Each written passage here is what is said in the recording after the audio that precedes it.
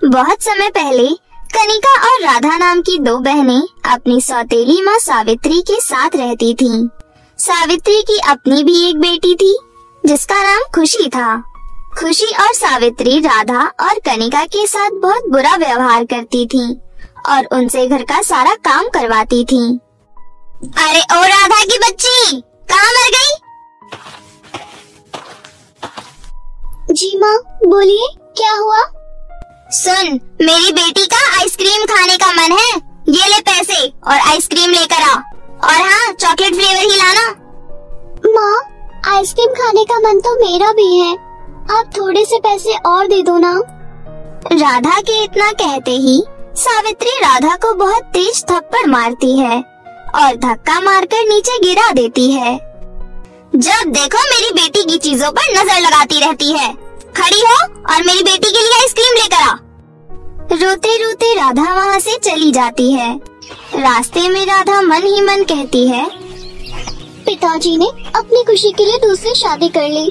खुद तो वो मजे से शहर में है, लेकिन यहाँ पर मेरी और दीदी की जिंदगी सौतेली माँ ने नर्क बना रखी है। राधा सुनसान सड़क पर अकेली चल रही थी। तभी पीछे से एक चोर आता है और उसके पैसे छीनकर भाग जाता है। अरे चोर, पकड़ो चोर को, मेरे पैसे लेकर भाग रहा है, कोई पकड़ो उसे। लेकिन तब तक बहुत देर हो चुकी थी। चोर बहुत दूर भाग चुका था। हे भगवान, अब मैं क्या करूं? अब मैं आइसक्रीम कैसे खरीदूंगी? और अगर मैंने आइसक्रीम नहीं खरीदी तो माँ मुझे बहुत मारेगी और मेरी बातों का विश्वास भी नहीं करेंगी। लेकिन राधा हिम्मत करके आइसक्रीम की दुकान पर जाती है और आइसक्रीम वाले से कहती है, अंकल जी, एक चॉकलेट वाली आइसक्रीम दे दो। जरूर बेटा, लाओ पैसे दो। अंकल जी, मेरे पास पैसे नहीं है। मैं क्या यहाँ पर फ्री में लंगर बांट रहा हूँ? जब देखो मुंह उठाकर आ जाता है कोई भी। जा यहाँ से, पता नहीं कहाँ से आ जाते हैं। थोड़ी देर बाद राधा घर पहुँचती है। क्यों री कलमुही, इतना समय क्यों लग गया आने में? और आइसक्रीम कहाँ है? माँ, वो आइसक्रीम। क्या वो कर रही है? कहाँ है आइसक्रीम? जल्दी बताओ। माँ, एक चोर सारे पैसे छीन कर ले गया। मैं आइसक्रीम नहीं खरीद पाई। अरे माँ, ये देखो कितना झूठ बोल रही है। उन पैसों से इसने खुद ही आइसक्रीम खा ली होगी। दोनों माँ बेटी मिलकर राधा को पीटने लगती हैं। आज पूरे दिन तुझे खाना नहीं मिलेगा। जा यहाँ से और घर का काम कर, हरामखोर कहीं की। रोते रोते राधा अपनी बड़ी बहन कनिका के पास आती है और सारी बात बताती है। बहन, तुम रो मत, मुझे पता है तुमने ऐसा नहीं किया। दीदी, हमें इन दोनों से कैसे छुटकारा मिलेगा? इन दोनों ने हमारी जिंदगी नर्क बना रखी है। तू चिंता मत कर बहन, बहुत जल्दी सब कुछ ठीक हो जाएगा। दोनों बहनें मिलकर घर का सारा काम करती हैं। थोड़ी देर बाद कनिका सावित्री के पास जाती है और कहती है, माँ, घर का सारा काम हो गया, अब हमें खाना दे दो और राधा का भी खाना दे दो। अभी राधा छोटी है, उससे गलती हो गई। उसकी तरफ से मैं आपसे माफी मांगती हूँ। आगे से कभी भी वो ऐसा नहीं करेगी। माँ, आप राधा को खाना मत देना, उसने मेरी आइसक्रीम खाई है, उसको आप खाना मत देना। और आप अगर उसको खाना दोगे तो मैं खाना नहीं खाऊंगी। अरे मेरी प्यारी गुड़िया, ऐसे मुंह मत फुलाओ। मैं उसको खाना नहीं दूंगी बेटा। इतना कहकर सावित्री कनिका को एक रोटी देती है।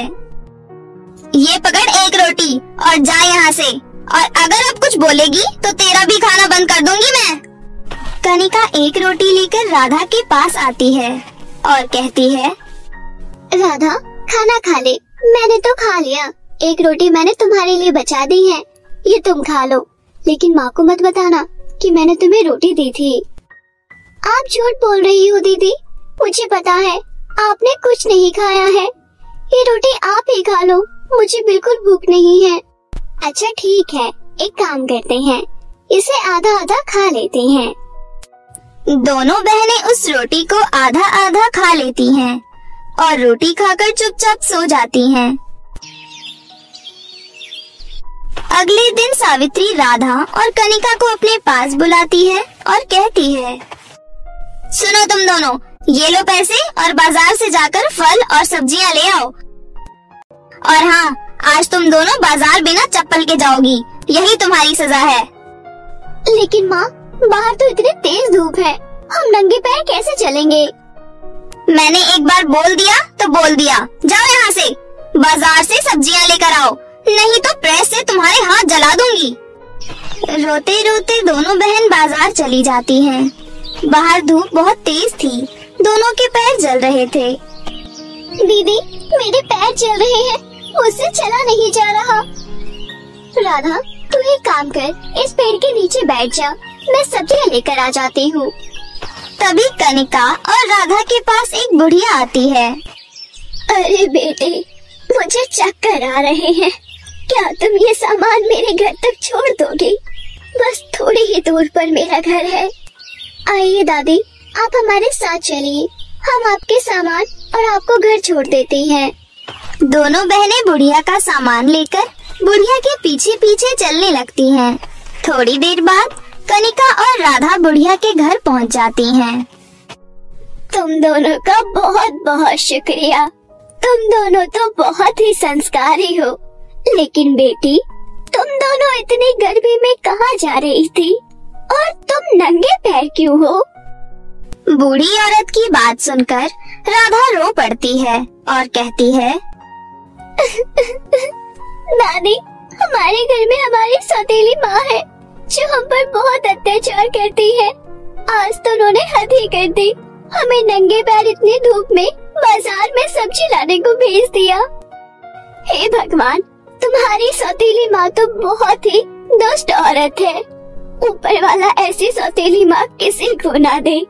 लेकिन तुम दोनों चिंता मत करो, मैं तुम्हारी मदद करूँगी। उसके बाद वो बूढ़ी औरत उन दोनों को एक नदी के पास ले आती है। बेटी, ये सोने और चांदी की चूड़ियों की नदी है।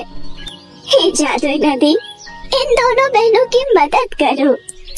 तभी उस नदी से सोने और चांदी की चूड़ियाँ बाहर निकल कर आती हैं। बेटी, तुम ये चूड़ियाँ रख लो, ये सोने और चांदी की जादुई चूड़ियाँ हैं। ये तुम्हारी हर मुसीबत में मदद करेंगी। उसके बाद दोनों बहनें चूड़ियाँ लेकर अपने घर चली जाती हैं। अब जब भी सावित्री राधा और कनिका को मारती थी तो राधा और कनिका बहुत हंसती थी। उन दोनों पर मार का कोई असर नहीं होता था और अब वो दोनों अपनी सौतेली माँ से खाना भी नहीं मांगती थी। वो दोनों सोने और चांदी की चूड़ियों से ही खाना मांगती थी और सोने और चांदी की जादुई चूड़ियों की मदद से घर का सारा काम भी कर लेती थी। माँ, आप देख रही हो ना, आज के लिए दोनों बहनें कुछ ज्यादा ही खुश रहती हैं और अब तो आपसे खाना भी नहीं मांगती और तो और घर का काम भी बहुत जल्दी कर लेती है। हम दोनों इन्हें कितना मारते हैं लेकिन कोई असर ही नहीं है इन दोनों पर। मुझे लगता है कुछ न कुछ गड़बड़ जरूर है। आज से हम दोनों इन दोनों पर नजर रखेंगे। दोनों माँ बेटी छुपकर राधा और कनिका पर नजर रखने लगी। एक दिन राधा और कनिका सोने और चांदी की चूड़ियों से खाना मांगती हैं, तो वो सब सावित्री और प्रिया देख लेती हैं। अरे माँ, इन दोनों के पास तो सोने और चांदी की जादुई चूड़ियाँ हैं। माँ, ये चूड़ियाँ मुझे भी चाहिए। इसके बाद सावित्री और खुशी राधा और कनिका के कमरे में जाती है और उनसे चूड़ियाँ छीन लेती है।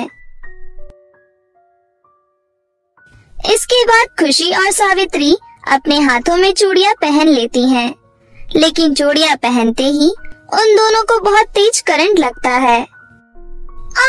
अरे माँ, इन चूड़ियों में तो करंट आ रहा है, बचाओ, कोई बचाओ मुझे। राधा, कनिका, बेटियों मुझे माफ कर दो, हमने तुम्हारे साथ बहुत गलत किया है, रोको ना इनको। सोने और चांदी की जादुई चूड़ियाँ, इन्हें माफ कर दो, इन्हें छोड़ दो। राधा के इतना कहते ही सावित्री और खुशी के हाथों में से चूड़ियाँ निकल जाती हैं। हमें माफ कर दो बेटी, हम आज के बाद तुम्हारे साथ बहुत अच्छा व्यवहार करेंगे। उस दिन से खुशी और सावित्री दोनों राधा और कनिका से अच्छा व्यवहार करने लगी। अब सभी मिलजुल कर हंसी खुशी रहने लगे। एक बार की बात है, उदयपुर नामक गांव में 3 बहनें नैना, सुनैना और जूही अपनी विधवा माँ अर्चना के साथ रहा करती थी। कुछ समय पहले ही अर्चना के पति की एक सड़क हादसे में मृत्यु हो जाती है।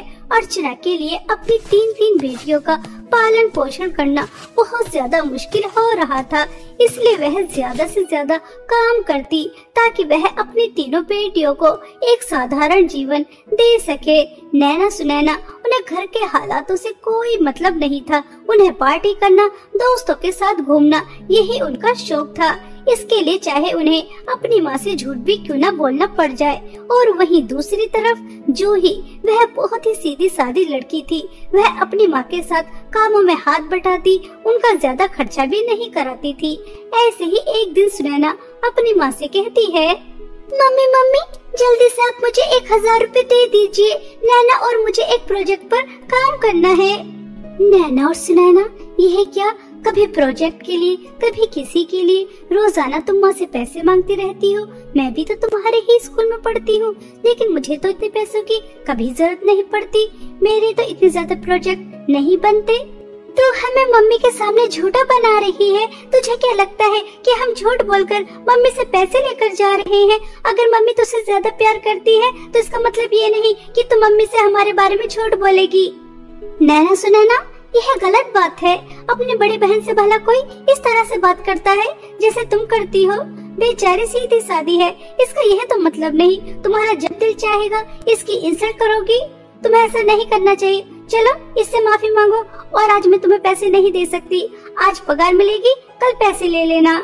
मम्मी मम्मी, हमसे झूठ बोलने की जरूरत नहीं है। हमें अच्छी तरह से पता है कि हमारी ये सगी बहन नहीं है, आपको सड़क के किनारे मिली थी। हम दोनों अपनी सगी बेटियां हैं और हम इससे प्यार व्यार नहीं करते। माफी मांगना तो बहुत दूर की बात है। अगर आपको इसे अपनी बेटी माननी है तो मानिए। ऐसा कहकर नैना और सुनैना बहुत गुस्से में बाहर चली जाती हैं। अपनी दोनों छोटी बहनों से यह बात सुनकर जूही को बहुत दुख होता है।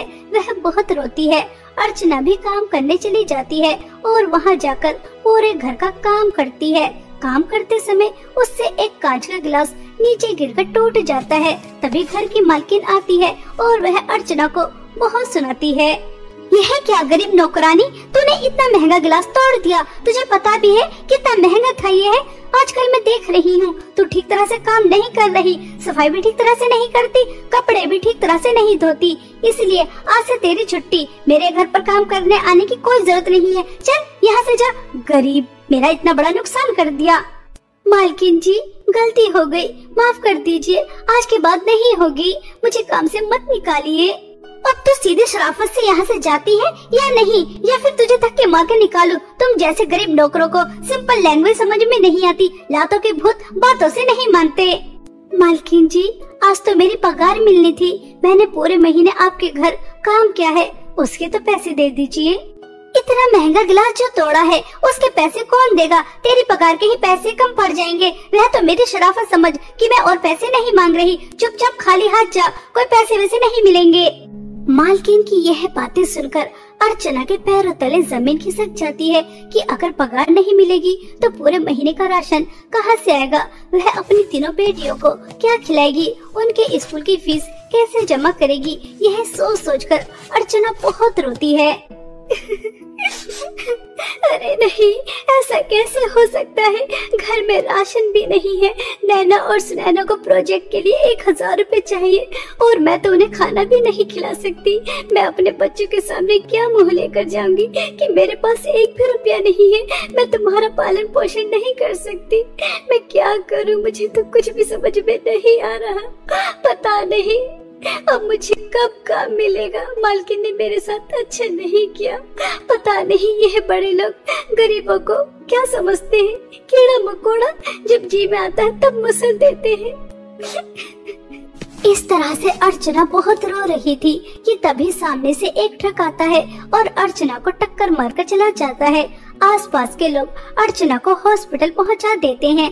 एक्सीडेंट में अर्चना की टांगे टूट जाती है और उसके इलाज में बहुत पैसे खर्च हो जाते हैं। जिस वजह से उन्हें अपना घर गिरवी रखना पड़ता है। नैना सुनैना और जूही की पढ़ाई भी छूट जाती है। नैना और सुनैना अपनी माँ से बहुत गुस्से में बातें करती हैं। मम्मी, पहले तो आपकी नौकरी चलेगी, उसके बाद आपसे देखकर नहीं चला जा रहा था। अगर आज आपका एक्सीडेंट नहीं होता तो हम इन हालातों में नहीं होते। आपकी वजह से हमारी पढ़ाई छूट गई, दोस्तों के साथ घूमना फिरना छूट गया और खाना तो 2 दिन में 4 दिन में बस एक ही बार मिलता है, वो भी एक सूखी रोटी। हमारी किस्मत कैसी है, हमारी उम्र की लड़कियाँ इतना एंजॉय कर रही हैं और हमें खाना भी नहीं मिल रहा, दाने दाने के लिए तरस रहे हैं। नैना और सुनैना, इस समय तुम्हें इस तरह की बातें करने की पड़ी है। तुम्हें इस तरह से माँ से बात नहीं करनी चाहिए। माँ ने हमारे लिए कितना कुछ किया है, ना रात देखी और ना दिन, हमें पढ़ाया, खिलाया, पहनाया। आज जरा बुरा वक्त क्या आ गया, तुम माँ को इतना सुना रही हो। मैं सब्जियाँ बेचने तो जाती हूँ, जितना होता है उतना कर रही हूँ, लेकिन मेरे अकेले करने से कितना हो जाएगा। हम तीनों को एक साथ काम करना होगा, तभी घर के खर्चे पूरे हो सकते हैं।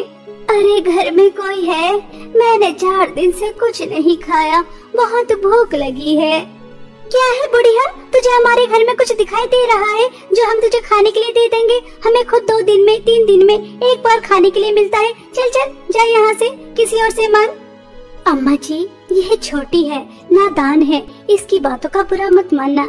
यह लीजिए मेरे हिस्से की एक रोटी, इसे खा लीजिए, अगर इससे आपका पेट भर जाता है तो। वह बूढ़ी औरत जूही के हिस्से की रोटी लेकर वहाँ से चली जाती है। अगले दिन तीनों बहनें काम ढूंढने के लिए निकल जाती हैं। तभी नैना सुनैना से कहती है, सुनैना, ये है हमारे सौतेली बहन जूही की बच्ची, खुद को क्या समझती है, हमें अपने साथ काम करने लेकर जा रही है, हमसे वहाँ ले जाकर काम कराएगी। यार, जब हमारे दोस्तों को पता चलेगा कि हम काम कर रहे हैं तो हमारी कितनी ज्यादा इंसल्ट होगी। इसलिए मैं तो कहती हूँ इस जूही की बच्ची को सबक सिखाते हैं ताकि इसे अक्ल ठिकाने आ जाए। वैसे भी हमारी सौतेली बहन है, इससे हमेशा हमेशा के लिए पीछा भी छूट जाएगा। ऐसा सोचकर दोनों बहनें बहुत खुश हो रही थी और बेचारी जूही इन सब बातों से बेखबर कि उसकी बहन उसके साथ क्या करने वाली है। कुछ दूर चलने के बाद नैना और सुनैना को कुछ जंगली जानवर नजर आते हैं तो दोनों बहनें उसे उनके सामने फेंक देती हैं और वहां से भागकर आ जाती हैं। जूही बहुत मुश्किल से उन जानवरों से अपनी जान बचाकर वहां से आ जाती है। जूही को जिंदा देखकर दोनों बहन बहुत गुस्सा करती हैं और काम की तलाश में कुछ दूर और चलती हैं तो उन्हें एक बहुत अद्भुत चीज नजर आती है और वो थी 3 नदी। जहाँ एक नदी के पास सोने की ड्रेस थी, उस नदी से सोने के सिक्के बह रहे थे और दूसरी नदी जिसके पास चांदी की ड्रेस थी, उससे चांदी के सिक्के, हीरे जवाहरात बह रहे थे और तीसरी नदी जिसके पास एक सिंपल ड्रेस थी जिसके अंदर से कुछ भी नहीं बह रहा था। तभी वहाँ पर एक बहुत सुंदर परी आती है और वह तीनों बहनों से कहती है, तुम्हारा इस दुनिया में बहुत बहुत स्वागत है। यह मेरी जादू ड्रेस की 3 नदियां हैं और तुम यहाँ से इतनी आसानी से नहीं जा सकती। क्या तुमने बाहर बोर्ड लिखा पढ़ा नहीं था कि यह परियों की दुनिया है और यहाँ पर इंसान आता अपनी मर्जी से है और जाता हमारी मर्जी से है। तुम्हारे सामने मेरी ड्रेस की जादुई 3 नदियां हैं। सोने की नदी की ड्रेस पहनकर तुम्हें बहुत सारे सोने के सिक्के मिलेंगे और चांदी की ड्रेस पहनकर तुम्हें बहुत सारे चांदी के सिक्के, हीरे जवाहरात मिलेंगे और तीसरी नदी की सिंपल ड्रेस पहनकर तुम अपनी माँ के पास वापस जा सकती हो। अब तुम्हारे हाथ में है कि तुम अपनी माँ के पास वापस जाना चाहती हो या फिर धन दौलत हासिल करके यहाँ पर अपना जीवन व्यतीत करना चाहती हो। मुझे नहीं जाना अपनी बीमार माँ के पास, और वैसे भी वहाँ जाकर गरीबी में मैं क्या करूँगी। मैं तो सोने की ड्रेस पहनकर बहुत सारी धन दौलत लेकर अपनी ऐश की जिंदगी बिताऊंगी। हाँ हाँ, सारी जिंदगी तो पाई पाई के लिए तरसते आ रहे हैं और अब अपनी माँ की वजह से इतनी सारी धन दौलत छोड़ दे। मैं भी नहीं जाऊंगी, मैं भी चांदी की ड्रेस पहनकर हंसी खुशी अपना जीवन बिताऊंगी। परी जी, मुझे आपकी नदी की सिंपल ड्रेस चाहिए ताकि उसे पहनकर मैं अपनी बीमार माँ के पास जा सकूं। मुझे आपकी धन दौलत का लालच नहीं है। मेरी माँ ही मेरी सबसे बड़ी धन दौलत है। मेरी माँ के बिना इस संसार की सारी धन दौलत भी मेरे लिए कुछ भी नहीं, और अगर मेरे साथ मेरी माँ है तो इस संसार की सारी धन दौलत मेरे पास है। नैना और सुनैना तुम धन दौलत का लालच कर बहुत गलत कर रही हो, क्योंकि लालच बहुत बुरी बला होती है। ये तुम्हें कहीं का भी नहीं रहने देती। इसलिए अभी भी समय है, माँ के पास चलो। चल, हमें ज्यादा लेक्चर देने की जरूरत नहीं है। हमें पता है हमारे लिए क्या ठीक है क्या नहीं। हमें नहीं जाना उस गरीबी में। तुझे जाना है तो तू जा। जूही अपनी दोनों बहनों को बहुत समझाती है, लेकिन वह उसकी एक नहीं सुनती और परी अपनी नदी की तीनों बहनों को एक एक ड्रेस दे देती है। नैना और सुनैना जैसे ही सोने और चांदी की ड्रेस पहनती है तो वह एक अलग ही दुनिया में पहुंच जाती हैं, जहां पर उन्हें जाकर बहुत ज्यादा काम करना पड़ता है। और जूही सिंपल ड्रेस पहनकर अपनी माँ के पास आ जाती है, लेकिन उसके घर जाते ही धन दौलत का अंबार लग जाता है। यह देखकर जूही चौंक जाती है। तभी उसके पास परी आती है और वह जूही से कहती है, जूही, तुम्हें हैरान होकर देखने की जरूरत नहीं है। तुम्हें तुम्हारे अच्छे स्वभाव का फल मिला है। तुमने लालच नहीं किया, धन दौलत और माँ में से माँ को चुना, जिसकी वजह से तुम्हें तुम्हारी माँ और इतनी सारी धन दौलत मिली है और तुम्हारी दोनों बहनों को उनके लालच का फल मिल गया है। अब तुम अपनी माँ और इतनी सारी धन दौलत के साथ हंसी खुशी जीवन व्यतीत कर सकती हो। यह सुनकर जूही खुश हो जाती है और वह इतने सारे पैसों से अपने लिए एक घर लेती है और अपनी माँ का इलाज बहुत अच्छे हॉस्पिटल में कराती है और दोनों माँ बेटी हंसी खुशी रहती हैं। और वहीं दूसरी तरफ नैना और सुनैना के हाथ कुछ भी नहीं लगता, ना ही धन दौलत और ना ही माँ, और वह नौकरानी से भी बदतर अपनी जिंदगी व्यतीत करती हैं। इसलिए हमें कभी भी किसी भी चीज का लालच नहीं करना चाहिए।